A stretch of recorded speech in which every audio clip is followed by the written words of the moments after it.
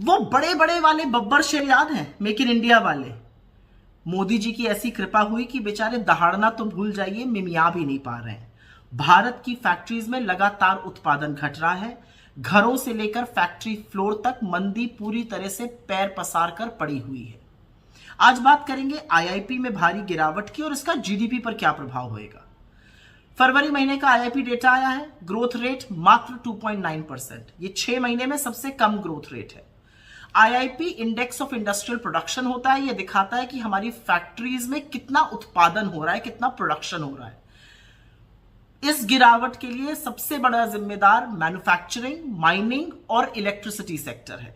Manufacturing जो IIP का लगभग 78% हिस्सा है, उसकी ग्रोथ महज 2.9% हुई है। इलेक्ट्रिसिटी प्रोडक्शन, बिजली उत्पादन में ग्रोथ मात्र 3.6% और माइनिंग में ग्रोथ, खनन में ग्रोथ मात्र 1.6%। ये सारी चीजें मैन्युफैक्चरिंग में, फैक्ट्रीज में चाहिए होती हैं। इनकी ग्रोथ कम हो रही है, इसमें मंदी आ रही है, मतलब फैक्ट्रीज में माल कम बन रहा है। प्राइमरी गुड्स वो चीजें होती हैं जो फैक्ट्रीज में जिनका यूज किया जाता है, मिनरल्स हो गए, फ्यूल हो गया, इलेक्ट्रिसिटी हो गया, इसमें ग्रोथ रेट मात्र 2.8%। फिर इंटरमीडिएट गुड्स होते, आधी बनी हुई चीजें, आधी बनी हुई स्टील हो गई, यार्न्स हो गए जिसका टेक्सटाइल में यूज होता है, केमिकल्स हो गए, इसमें ग्रोथ मात्र 1.5%। मतलब प्राइमरी और इंटरमीडिएट चीजों की डिमांड में भी कमी है। ये सब चीजें क्या दिखाती हैं? ये घरेलू मोर्चे पर मंदी दिखा रही हैं, ये रूरल मतलब डिमांड कम दिखा रही है, जैसे गांव देहात छोटे कस्बों में कंजम्पशन कम हो रहा है, डिमांड कम हो रही है। और ये जो ग्लोबल अनसर्टनिटी है, जो वैश्विक अनिश्चितता है, उसका भी एक बहुत बड़ा सूचक है।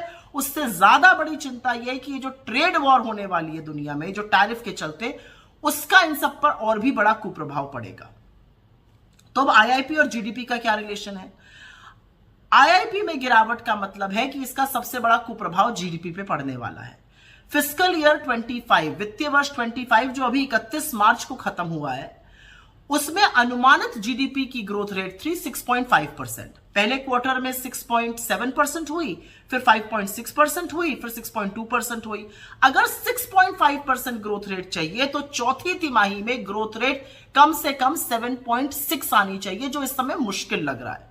तो पिछले साल की ग्रोथ रेट अचीव करना भी मुश्किल लग रहा है और तस्वीर बहुत अच्छी इस साल की भी नहीं दिख रही है। जो वित्तीय वर्ष 2026 1 अप्रैल को शुरू हुआ है, उसकी ऑलरेडी आरबीआई ने ग्रोथ रेट अपनी अनुमानित घटा दी है, 6.7 से घटाकर 6.5 कर दी। और आरबीआई का मानना है कि ये जो ग्लोबल अनसर्टनिटीज है, इसके चलते ग्रोथ और भी धीमी हो सकती है।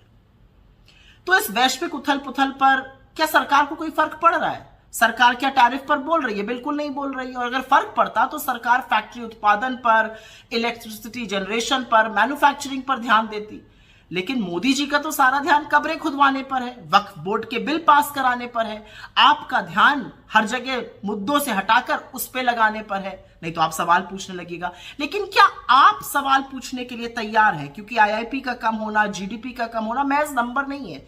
यह आपकी आमदनी, आपकी आय, आपके रोजगार, आपके बच्चों के भविष्य को तय करेगा। तो सवाल इस बात का है कि क्या आप तैयार हैं सवाल पूछने के लिए?